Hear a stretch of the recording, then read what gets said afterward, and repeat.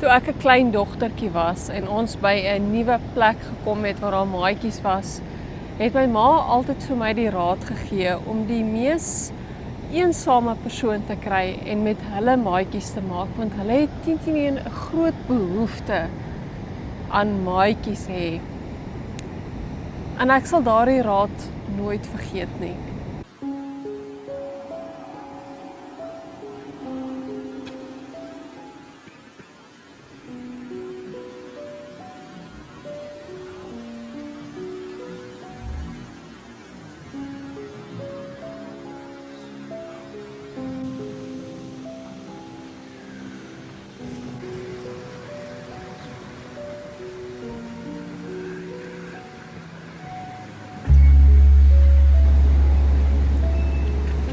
So gaan mense partykeer deur tydperke van eensaamheid. Dit kan wees omdat hulle geliefdes verloor het en hulle alleen agtergelaat is.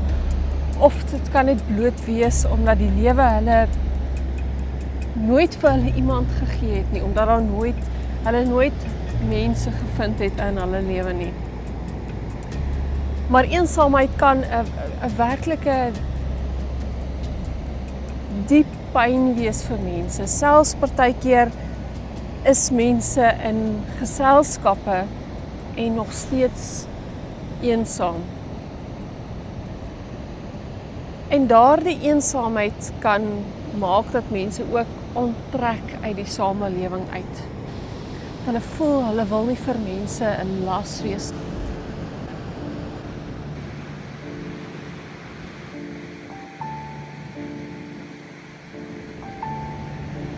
En ek dink as medegelowiges is dit dan goed dat ons daardie eensames identifiseer en uitreik na hulle, jouself in hulle wêreld invoeg en deel maak van jou.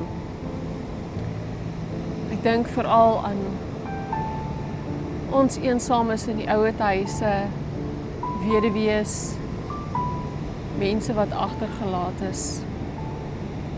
Dis nodig dat ons hulle moet raak sien en uitreik na hulle en betrek. Maar ek dink in ons eensaamheid kan ons werklik diep alleen voel. Maar dit is dan krities en so belangrik om te weet dat selfs al as alles van ons weggeneem, selfs al is almal van ons gestroop, die Here is altyd met ons.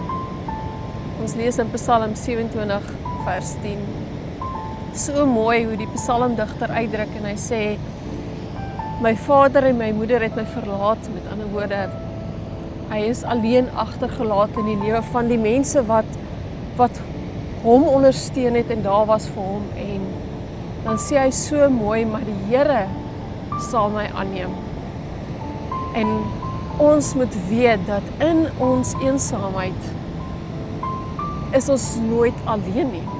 Ons dink aan Immanuel, God met ons. So die Here is regtig altyd by ons. En partykeer gebruik hy juis seisoene van eensaamheid en tydperke van eensaamheid om ons nader te bring aan hom en ons meer afhanklik te maak van hom. So jy kan in jou eensaamheid werklik vertrou op die Here en uitroep na hom toe.